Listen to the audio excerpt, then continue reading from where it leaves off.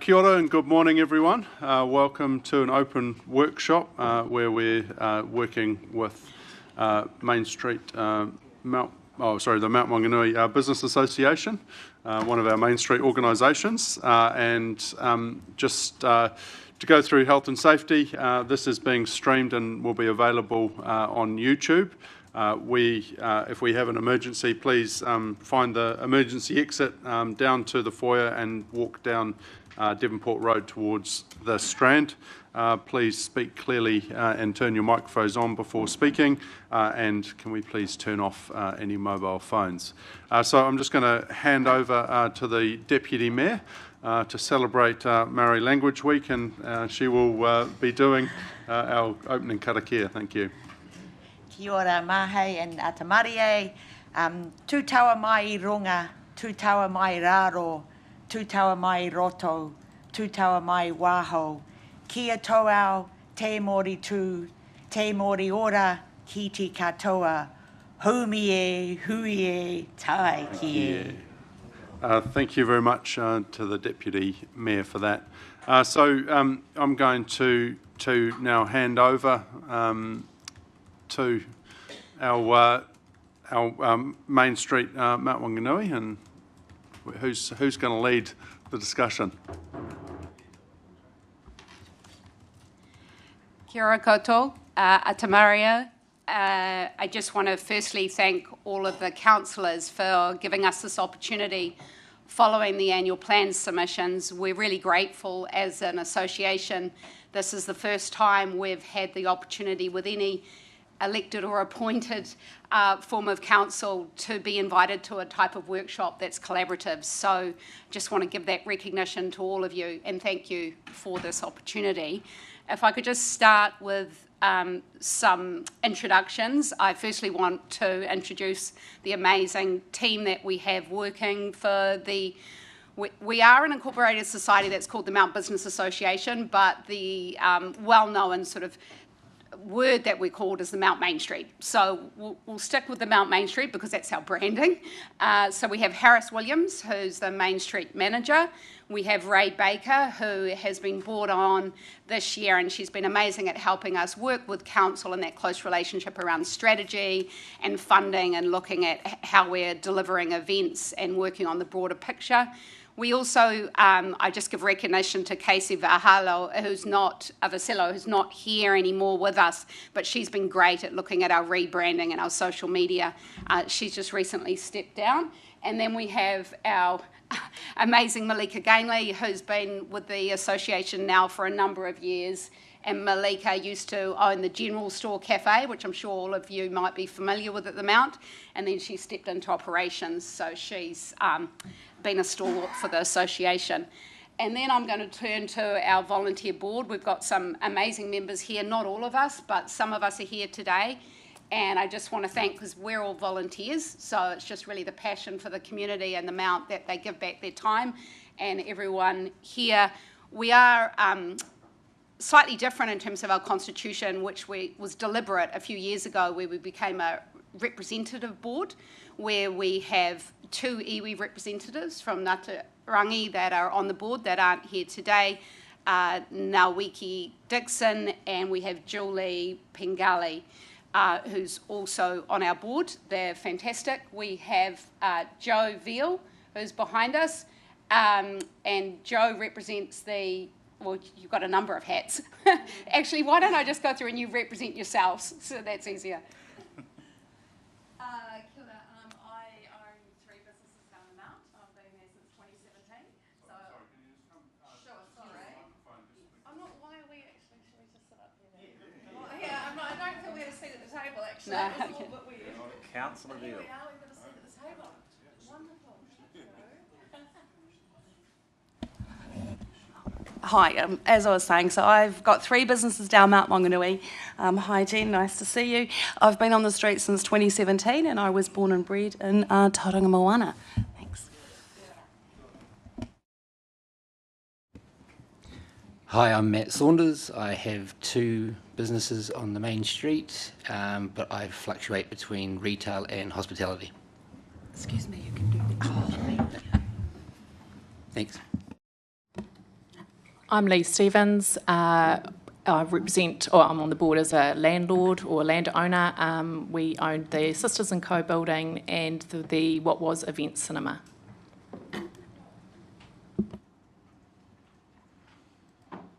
So I'm Nick Potts. I own Solera, so a restaurant down in Mount Maunganui, and have done so for about 4.5 years now.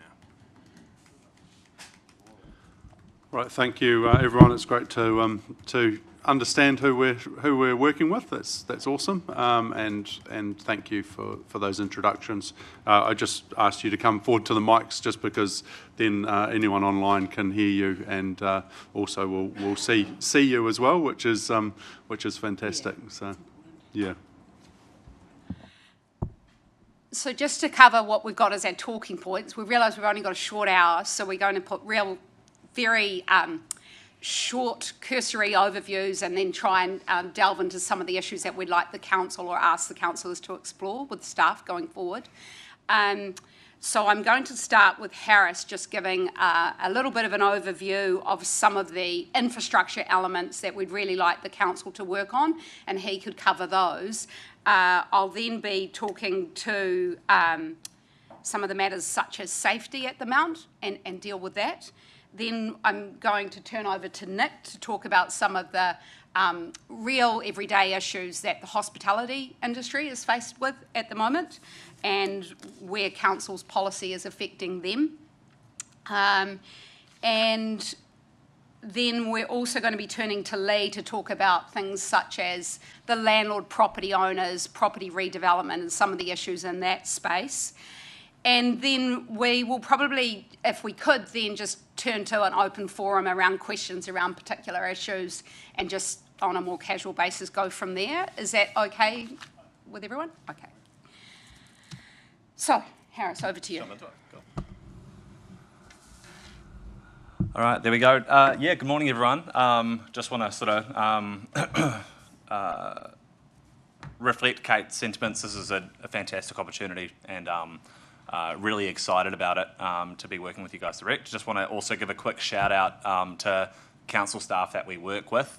Kendall in the corner there, I think's an absolute superstar. She's definitely one of the most impressive people I've worked with. Her knowledge is fantastic, and she really is the glue sometimes literally that keeps the main streets together. So I would say give her a promotion, but then we wouldn't work with her. So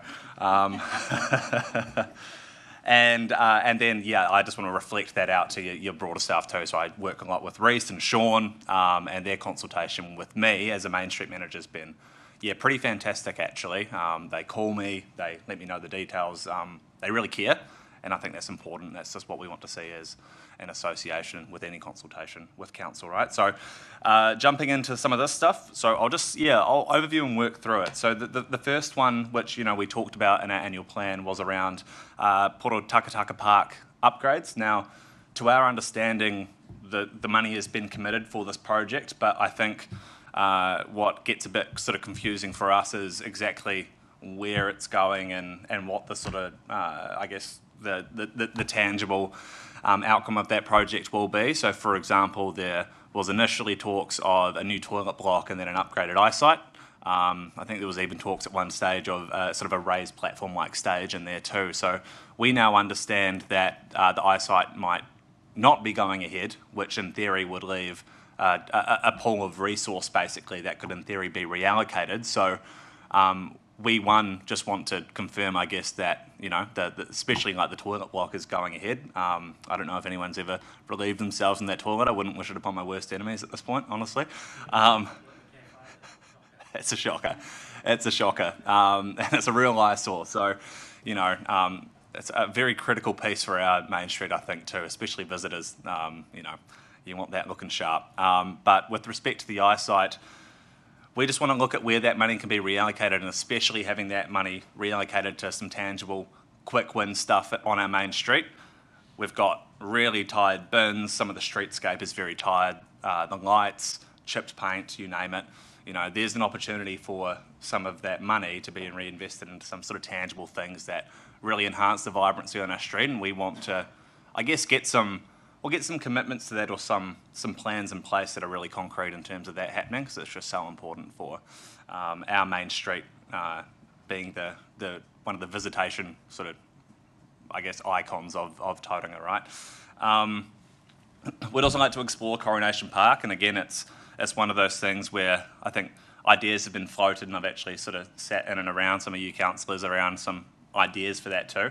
The most immediate one I can think was that workshop we had with the cruise ship stakeholders, and we looked at options for Coronation Park, and I think one of the ones that stood out was basically well, I guess you wouldn't call it a loading zone, but some sort of connecting road between the Mall Salisbury Ave and then I think it's Nickel Crescent, which would help sort of stem some of that bottleneck that we get during cruise ship season and could potentially turn into some additional parking during non-cruise ship months. So that's something that's been floated. I guess some clarity around the direction of Coronation Park would be really interesting because before my time, and Kate would be able to speak upon this, but there's been talks about a stage at some point, and basically there's been talks even about a sort of a multi-level or even a single-level car park building more long-term. So just some direction on the use of that space, I guess, that will be most beneficial for the broader Main Street would be fantastic.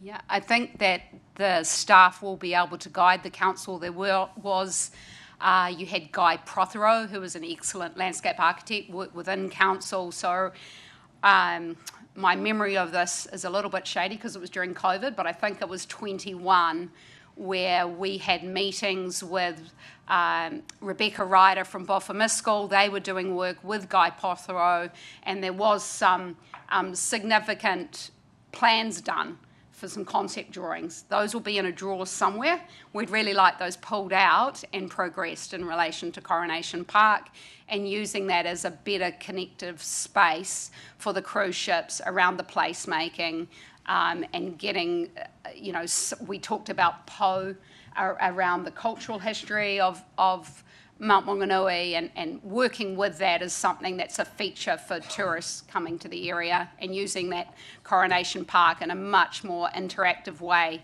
It's sort of they've done some work in it about 10 years ago. They opened it up a bit, but there could be a lot better efficient use of that beautiful park than there is now. Cool.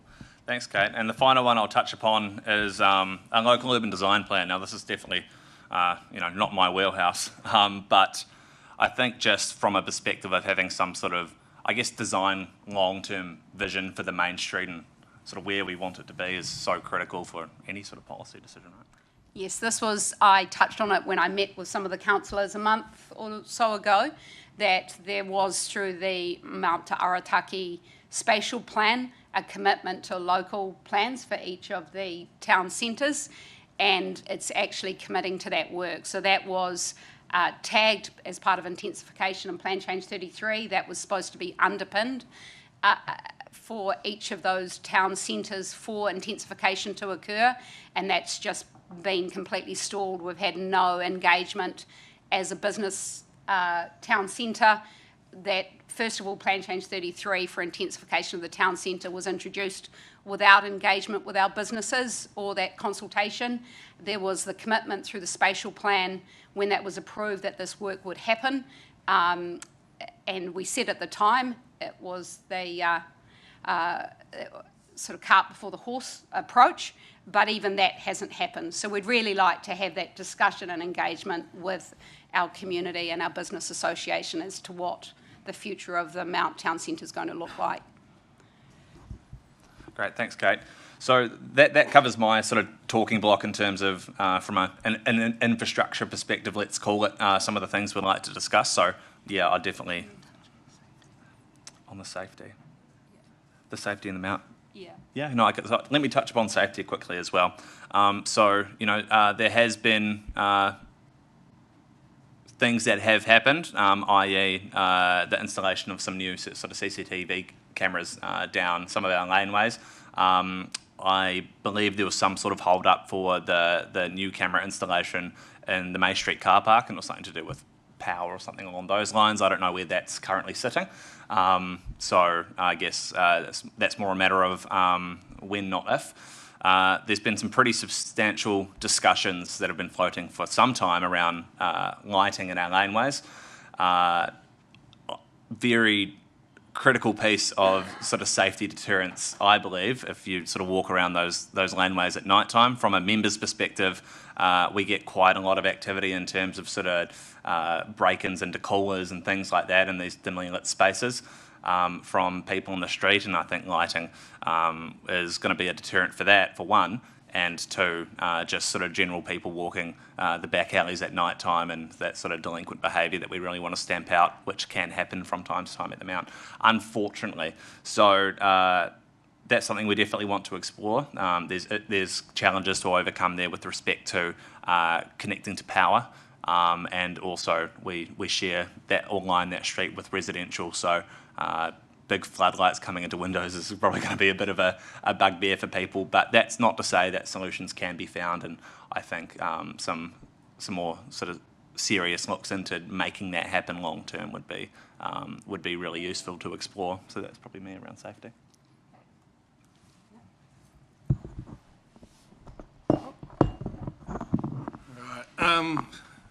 Thank you, everyone. I just wanted to start by saying thanks. A few months ago, Kate Harris and myself presented to you the annual plan about the LTOs and our problems with the licensing agreements and contracts, and you guys took on board what we said. You acted quickly, and the changes that you implemented virtually straight away made it a lot easier for us and a pretty smooth implementation, so thank you for that. But I'm going to talk a little bit more about LTOs. So we're going to start off by firstly talking as a business owner. As everyone knows, I'm not going to pipe on about it. Times are tough. We accept that with labour costs, food costs, insurance costs, all on the up. People with less money. What probably hasn't got as much attention recently as it should do is the national government's announcement that credit card surcharges, the small little businesses won't be able to pass that on. Rather than taking it out on the big banks who charge us, we're the ones who are going to be held accountable for that. So just another cost there. And as Harris just mentioned, on thefts as well for our hospitality industry on the Mount Main Street is up. Just this month I was hit 3 times in one night by some homeless groups.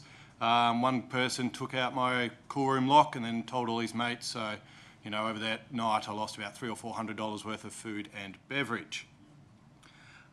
We accept, obviously, that times are tough for everyone, that all the costs are increasing. From a council perspective, we've obviously got rising rates. We've got the LTO, which has come in. There's a new food business levy fee that has come in this year. Backflow device requirements, which has come in this year. And then we also know that we're expecting liquor licence fees to increase next year. Now, we're not complaining about these. We understand that this is part of running a business, and for you guys, it's part of running a city council.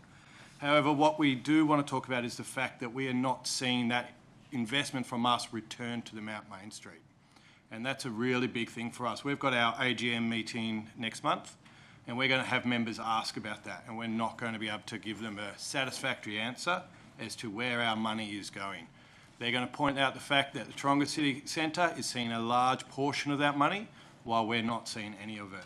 As a board member, I'm privy to the fact that we, which Ray's going to touch on, we apply for funding for events, which is what brings people to the Mount, particularly during quieter times, and then we're continuously shut down from that funding. You know, even if we had some funding there, we would be able to see or tell our members that this is what we're doing, this is how the council are paying us back for all this money that we have contributed. Something we would like you to consider is the LTO fees. Basically, you know, these are fees that weren't there. This is money that's coming in. Now, we understand that it's broken down. We're only paying half now, but it's going to go up over the years. But potentially consider issuing some of that money back to the MBA. For us to distribute that money. What isn't a huge amount for you guys equates to quite a substantial amount to us. And again, it's something we can talk to our members about. At the moment, the plan has been in place for about 3 months, I think it is. July we started. And we've been paying our fees. We've been given late notices, but we have yet to see anything from the council as far as implementing it from their behalf. We were told there would be boundaries marked out on the footpath to show us where we can can and cannot put our tables, our dining furniture, but that has not happened. That makes it impossible for anyone to police. From a board member perspective, we want our footpaths to be clear. We want the community to be able to use our streets safely, particularly those who are with prams or wheelchairs, and we know that some of our members aren't obliging by that. But without the ability to see the areas that have been paid for and licensed, we can't help the council by implementing them and asking the members to comply by those requirements. So if, we were to receive some of that money, we had the actual the resources that were promised to us in the contracts, we would be able to assist council in implementing that and allow you guys to tick the boxes that you need to make sure that's issued properly. Further to this, on August 21st, our board received an email from Jane Barnett proposing extending the LTO licensing. This would be to cover retail as well as signage. This was 6 weeks after the implementation of the dining street policy, which, as I just mentioned, hasn't yet to be introduced properly, hasn't been acted on properly, and now they're proposing that we start charging more members and so on. What we are asking council to do is to put the brakes on, give it 12, 24 months of the dining LTOs. Let's see if it works. Let's see if it's profitable for council. Let's see if it's enforceable before we start looking at extending it to retail and taking more money from our members, which obviously at the moment they do not have. And I think that's it from me. Thank you. Thanks. Thanks, Nick. That was great. Perhaps if we just turn to Lee, and then we'll finish up with Ray, because I think some of this discussion from Ray will probably we'll talk more around the funding issues. But I think having Lee and having property landlords as part of our Main Street board has been a critical piece that we've really tried to drive in the last few years, because it's important that both members, even though they pass on the Main Street levy to the businesses, it's really important that the property owners sit at the table in terms of governance. And we've had Harry Hill and Lee at our board, and they've both been fantastic about giving that perspective and being supportive of the businesses and understanding it, because they are a key part of the piece. So if Lee, having just going through a recent redevelopment, can talk about some of those issues, that would be great. Thanks, Lee. Hi again. Thanks for having me. So as I mentioned, my husband and I have owned property for probably 15 years, and so as I said, two on the Mount Main Street.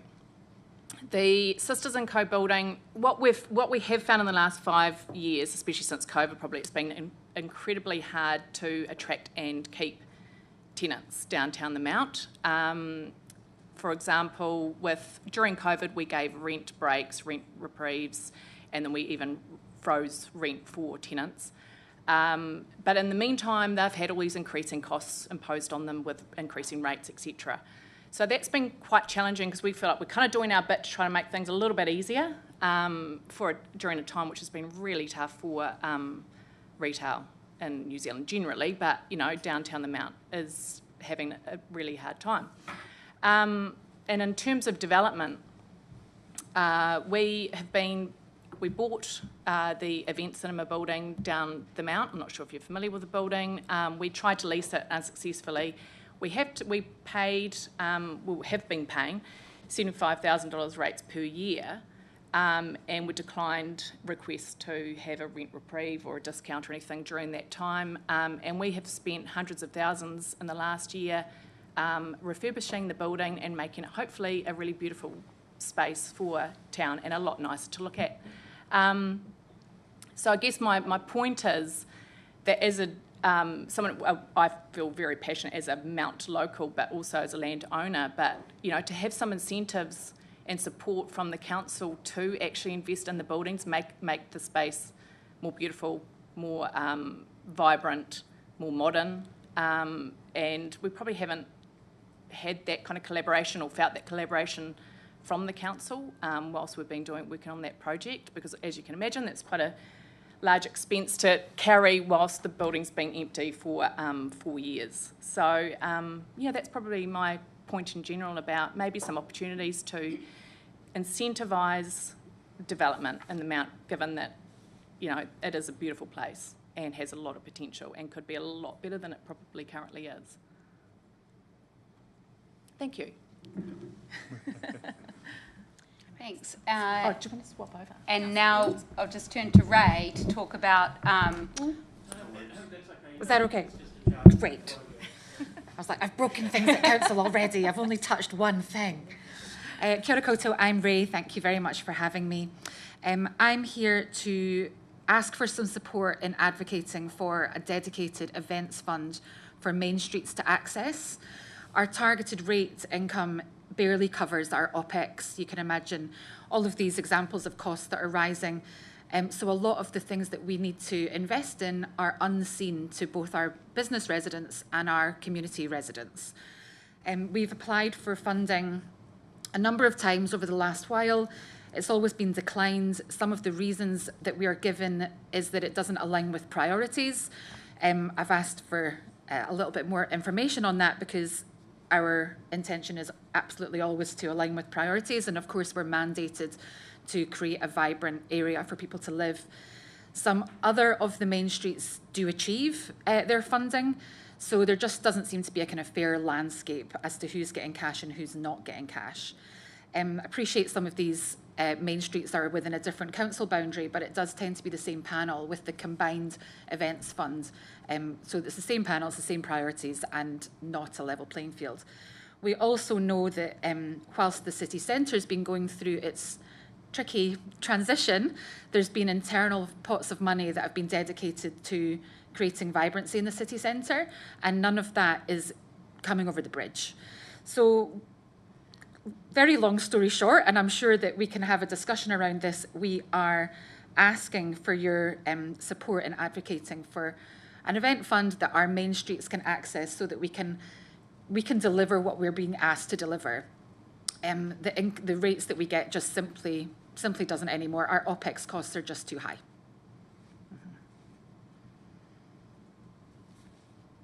So just to touch on that and explain that a little more, the targeted rate, as you're all aware, is a small amount, and roughly we've put in place in the last strategic plan, I believe, a 4% year-on-year increase over a 3-year period to try and put some more money in the pot because we had such significant increases in overheads during COVID.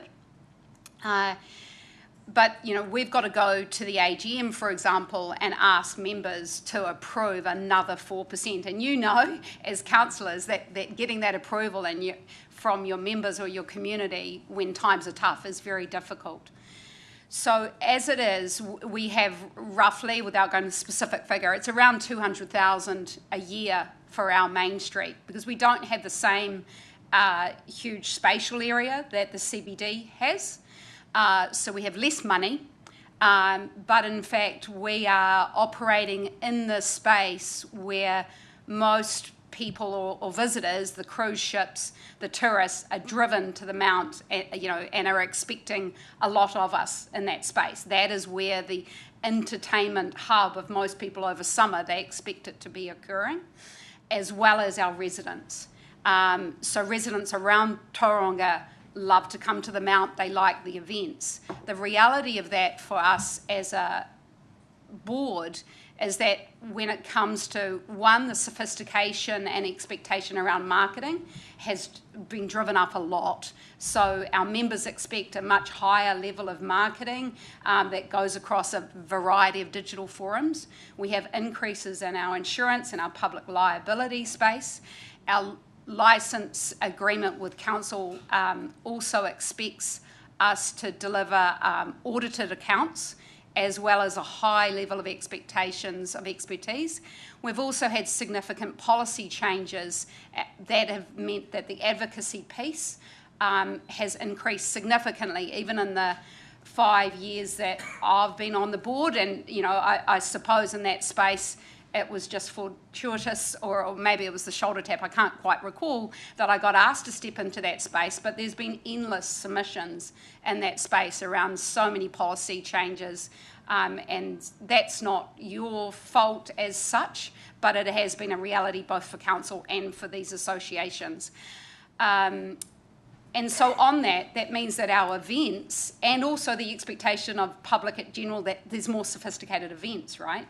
So what used to be sort of the more sort of grassroots type busking festival, for example, we just couldn't afford to deliver it for a number of years. It stalled during COVID, and we've had to try and recreate events that actually died during COVID. So again, we've had to pour a lot of energy into that and look at how we can deliver that in a way that our members are holding us to quite high expectations, and so is the public. And so we're competing across the board around getting tourists here in that space. And that's where, within our budget, which is very constrained, we're trying to deliver sort of new events, or basically bringing back old events, such as the Busking Festival. So then when we turn to what has been a change in the nature of funding that the council has introduced across, you've got that multi-event space now that goes to a panel.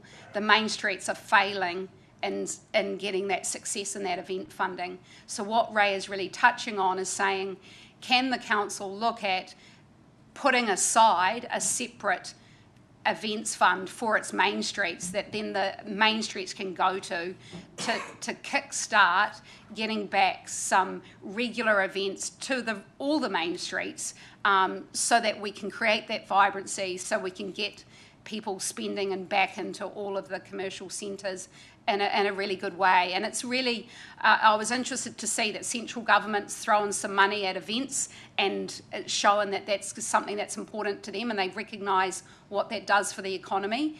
Really, I would suggest that this council could do the same at a micro level, what they've done, and look at that in terms of kickstarting back, bringing people here.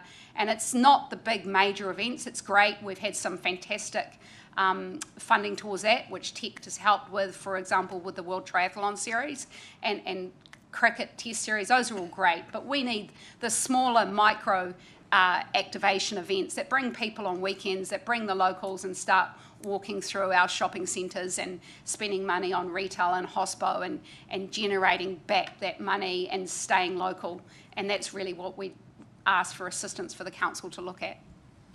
Thanks. Thanks, Kate. Just to add to that, one of the things that we're often told in response to our funding applications is that it's our business as usual. So there's an expectation that we should be able to cover it ourselves. For the upcoming relaunch of the Busking Festival, we have $6,500 to deliver something that the expectation is really very high. And of course, we've got an upcoming AGM. Our members are not able to see much of a visible nature because we've got all of our costs are hidden.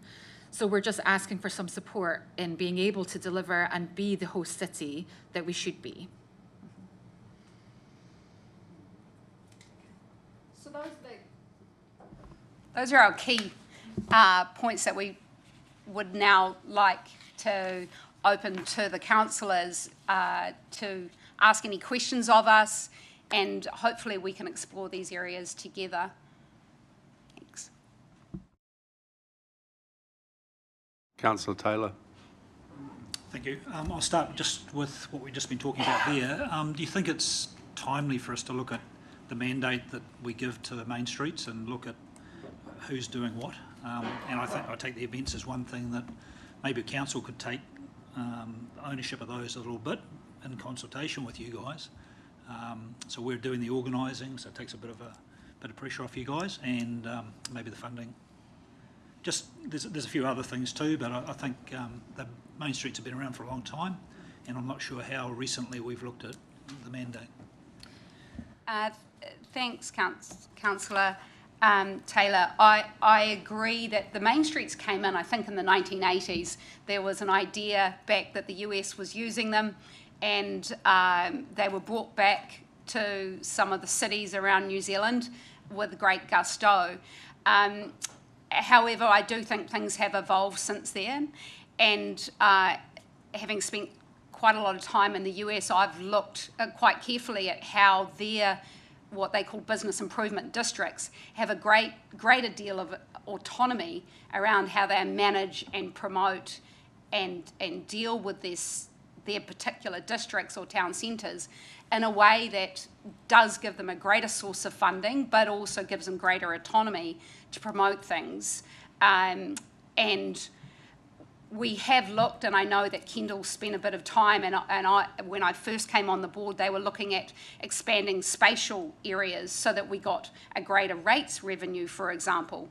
I'm aware through Plan Change 33 that the economists said that there needed an extensive greater commercial area at the Mount, that was needed a much greater area, and that should look at rezoning. However, nothing's happened in that space, and my understanding and the feedback that the staff has given to council is that it's all too difficult, and they've thrown it back on our Mount on the main streets, that if you want to expand your spatial footprint, it's our task to do so. Well, I can tell you that as a voluntary board, why would we? We're not going to get buy-in to expand the spatial footprint from any business to say, oh, you know, this is a great idea. That, to my mind, that sits with council. If you're going to look at through your planning forums that you need a greater commercial area, you need to be expanding the spatial footprint so that we get a greater revenue, because as it stands, as you know, the Mount's a classic example. The commercial spread is much greater than our spatial footprint where there's a rates drive, and they get the knock-on indirect effect of the promotion, but they're not paying into that. Maybe the Main Street model as a targeted rate is outdated. Maybe given the extent of rates that all the commercial owners are already paying, that they feel it's an obsolete model because it is such a meagre amount, and it's yet another effect. If it was perhaps handled in a different way within the rates context, it's a much broader piece, but I do agree that the Main Street as an idea, just in the nature of how it's been spatially imprinted, hasn't been looked at or revisited in any real way. Whether that could be revisited entirely, I would agree. Can I just respond as well to the suggestion of centralising the events delivery? I'd probably argue that each of our main streets, the four that are within our parameter, we all have a very different identity and customer profile. So it's probably best to keep those decisions within the main streets. Main Street has a very different customer profile and mandate to Papamoa Unlimited, for example. The easiest way of allocating that is distributing funds per population rate within the boundary of the main street, and having the main streets deliver that themselves. It's just the support in the resource. Sorry, that was sort of what I was hitting on that one. So sorry, just expanding on that. I'll be really quick. But what do you think the mechanism would be to investigate what needs changing in the main streets? And I'm not just talking about Mount. I'm talking the other three as well. I think that the work that the council did around expanding the Main Street spatially has highlighted the limitations of using that as a model to increase the revenue base, because it is quite such a hard sell. I would also say that there's quite a lot of inefficiencies within the legal models of having these incorporated societies with significant responsibilities. For example, that each of these very small main streets have to get publicly audited accounts, for example. You know, that's a real inefficiency and cost. So I concur exactly with what Ray, that each of the town centres or main streets, if you like, has a very different purpose and identity. But I do think that a bit like a community board might be an example where they're used in a better way. I just think the targeted rate as a form of funding is far too limiting in terms of what's needed in that space. So if the financial resourcing model was re-looked at, but the autonomy of those in the source of, like a community board, was was done within council, you would reduce the costs and increase the revenue, but maintain that autonomy and specific unique identity of each. Councillor Crowther. Yeah, just in response, Kate, to something you'd raised earlier in terms of spatial plans and some of the bigger funding, like the CapEx funding. I just sort of let you know I think you're aware that the commissioners had sort of deprioritised funding for the Otomotai and Mount Arataki spatial plans. And so when you look at what's currently in the long-term plan budget, the Coronation Park, it's 100,000 in the 26-27 year to start. I think it was engagement, isn't it? Sort of around something, and then about 4.5 mil to actually do something in that space in the following years after that.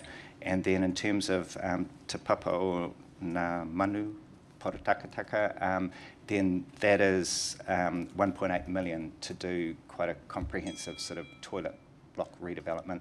But it's in the context of the Mount intensification is about 4 mil now, so which is obviously a scale back a lot. The transport's about 3.6, stormwater 1, and by comparison, Otomotai is 1.25, so it's even less. But then you've got Te Papa 27, you've got City Centre 37, Waterfront 28. So those, you can see from that was a conscious decision. I'm sort of just trying to be neutral in how I present it, but it does feed through to what the implications are in terms of what council can resource under our current long-term plan. And we've made a decision collectively not to revisit some of those key investment areas until we redo the long-term plan. So that the sort of the target to make significant investment changes is when we review the projects, and we didn't do that this year because there'll be all across the city people are coming with the same information as you, which is we'd like stuff in our part of the city. But the reality is the plan is very focused on a lot of community infrastructure in the city centre, and that's why some of those things have sort of fallen back a little bit or been pushed forward or whatever it is. Yeah. Thanks, Councillor Crowther. I'm aware of that policy background. Yes, and so accepting that direction hasn't been changed by the council without a revisit of the long-term plan, which would be an extensive thing to do, and understanding the contracts that sit behind that's not really a freedom that you have, so that you are constrained by that. However, I would say that from the business association's perspective, at the same time as those decisions were made, there were commitments made to central government around intensification that are tagged to a reliance on the commercial centres and what they represent to the surrounding residential community. So I don't think that the council can step away from that without revisiting its commitments to those intensification areas, which this government is purportedly about to do next year in terms of legislative changes that will empower the council to revisit where it can't afford to put in place the type of investment that's needed for that intensification. And it seems quite clear to me that with the commitment to the CBD and to Te Papa generally, both in terms of central government funding and from the council's own funding from ratepayers broadly, that Te Papa is the focus area, both for investment generally in terms of its treatment as the important civic centre and hub of Tauranga generally, but also for intensification and high-rise intensification. So again, we come back to let's look at each of the centres and do what you can within a limited budget, recognising that each of those still needs to carry on and be committed to. I think that the events is a space that I see that sits outside hard infrastructure that councils could commit funding towards. And people love events. People, they bring communities together, they bring families out onto the streets, they bring that local connection between commercial businesses and residents. And I see that as a space that the council could be transformative and in terms of supporting its main streets. And I know that it would do a lot for our members to see that being generated. And yes, the large events are wonderful for the city broadly, and I know that they look great in terms of public profile, but actually it's some of those smaller events that the main streets can deliver on. They can listen and work with their members, and they can, really make a difference to getting people out there and getting locals out onto their streets and feeling that this is a great place to live, that I would see work. I also see that things like rubbish bins, lamps, lighting, those are basic things that I think that, again, the council commit to, that are long overdue. They have been in annual plans and in budgets. They just need to be delivered on. Councillor Baker. Hi, morena tātou, mihi mana kia koutou. My questions are for staff, but my comments to you guys is thank you for your persistence. Like, for me, I'm not a business owner, so in the last year, hearing you guys and other main streets talk, I can sympathise with what our businesses are saying, but hard to empathise. And I've never understood the line up until recently between the risk a business takes on by virtue of being a business and the role of a council to help enable that economic growth and drive. My ignorance looked at businesses in the Mount thinking, well, you're in the Mount, like you're cracking it. But over time, I've learned that actually there's a massive responsibility for us to ensure your guys' well-being and safety because of the return that has on our community as well. So, and I feel the recommendations, the ideas that you guys have provided fall within what role a council has to ensure our businesses are well looked after and supported across the city generally.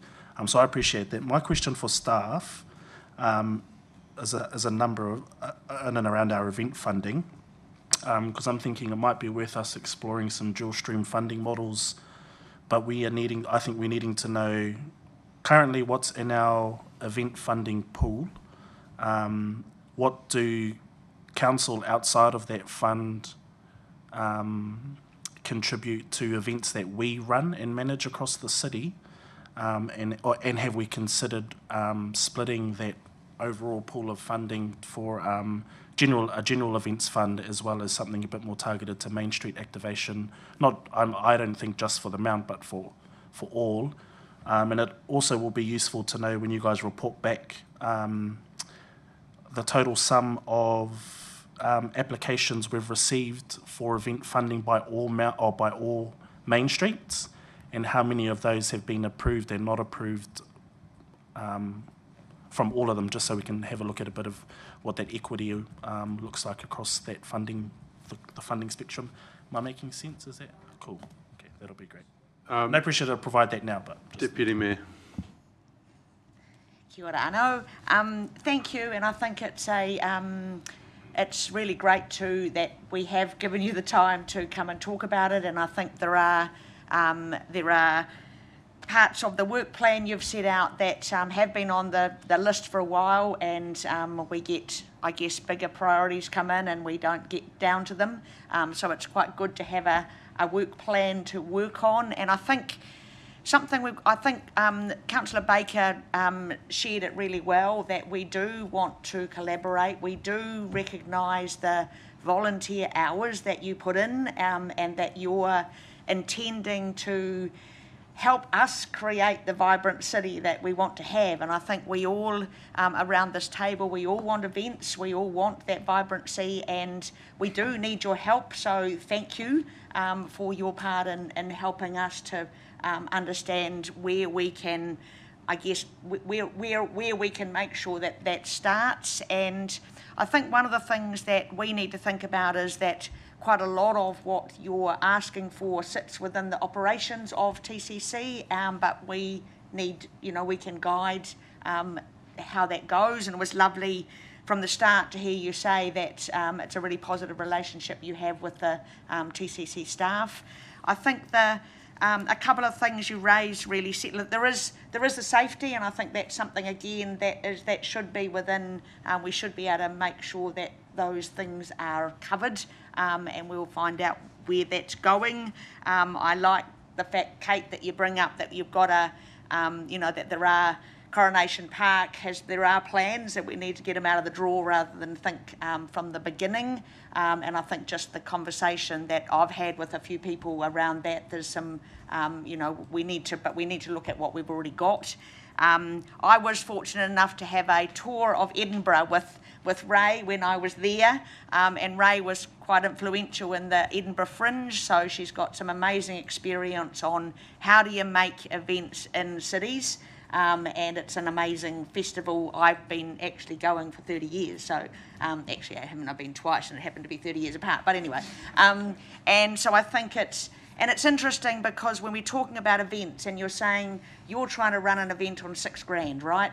We're thinking about much higher events, and I think what we need to think about is how do we support those smaller events, because we do want that, and we want the cricket, and we want Ames Games, and we want the triathlons coming. But as you say, there's lots of stuff in between that our people want, and our people do want to be able to know that they wander down to the Mount and there's something going on a nice weekend. So it's good thinking, and please keep talking to us because we do need to respond. And it's we want to respond, and we're trying to do that at a community level across Tauranga as well as just in the CBD. So thank you for your raising those questions and asking us, and I do want us as a council and as staff to be able to respond to your questions, because obviously to me it's really important that we have a vibrant Mount Maunganui, but it's also important for the 83 cruise ships that come in and the other tourists that come in, and the people in Tauranga who do go up the Mount often, that do go to the beach, that do love going to the retail area and the hospo. So thank you for your efforts and your time, and please just do keep talking to us because we do need to respond, and I'm quite comfortable to be stronger on that going forward. Kia ora. Councillor Rolleston. Mōrena tātou, tēnā koe te koro mātua tuarua mō tō karakia, mō te wiki o te reo Māori, pai ki te whakarongo ki te reo, mō te wiki Māori. Tēnā tātou katoa. Couple of things just to add to the conversation and pick up where Councillor Taylor started.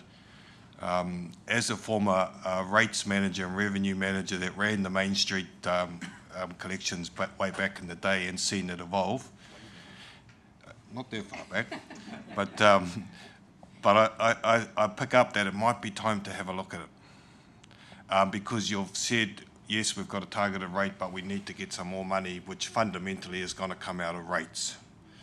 And as I say, as you said way back, there used to be Mount commercial rates, Mount port rates under the old model, and then it would have been probably more, I guess if you're a ratepayer in Greerton and you're saying, okay, you're going to take it out of the general rate to look after. So I think probably more important to think a bit broader of how we might achieve that result that is palatable to all. I think there's genuine intent to work out how we might do it, but how we might pick it up. Some of these things have been going so long, so I do think it needs to be picked up and had a look. And so there's a bit of an and here, and suppose the last and is, and are you talking to the Port of Tauranga? Because you've got them on your doorstep, and of course they pay a port, yeah, well, they're an industrial, but they got the cruise ships coming in, and I would expect that you are so beneficial to them. So I think some of these things need to be looked at entirely. But I guess the question is there a strong relationship? We've fundamentally got one of the biggest economic powerhouses in the country on our doorstep.